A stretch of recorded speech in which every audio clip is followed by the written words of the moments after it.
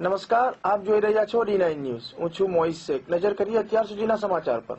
ઓલપાડ તાલુકાના તેનારાંગ પ્રાથમિક શાળાના 130 વર્ષ પૂર્ણ થતા વાર્ષિક મહોત્સવની ઉજવણી ઉપસ્થિત મહાનુભાવોની હાજરીમાં કરવામાં આવી હતી।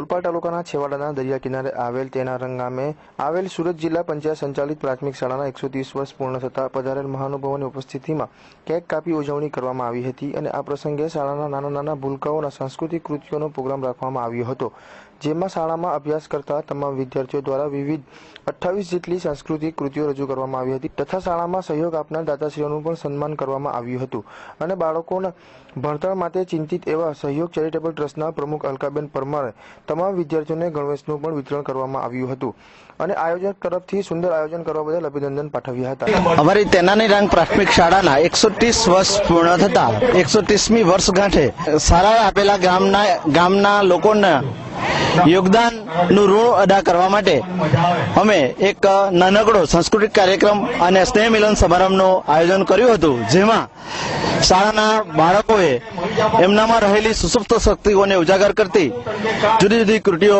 રજૂ કરી હતી। તેનારાંગ પ્રાથમિક શાળા ખૂબ જ આગળના નાના વિસ્તારમાંથી આવેલી છે।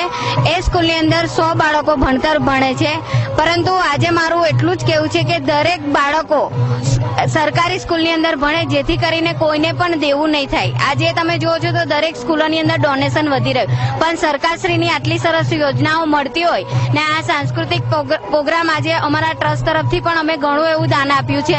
એની અંદર દરેક બાળકોને ભણવા માટેના 100 દફતર અમે આપ્યા છે। જે કૃતિ કરી રહેલા છે તે લોકોને અમે ચણિયાચોળી અર્પણ કરી છે। ખાસ કરીને એ મેસેજ પહોંચાડવો છે કે દરેક વ્યક્તિએ જો તમારે દેવાદાર ના થવું હોય તો સરકારી સ્કૂલની અંદર ભણાવો કે જેથી કરીને તમને બધો લાભ મળે। જોકે પધારેલ મહાનુભાવો દ્વારા સાંસ્કૃતિક કાર્યક્રમને બાળકોમાં સુસુપ્ત શક્તિઓને બહાર લાવવા માટે આવા કાર્યક્રમ યોજવા ખૂબ જરૂરી હોવું જણાવ્યું હતું। Rakesh Patel, D9 news, Olpad.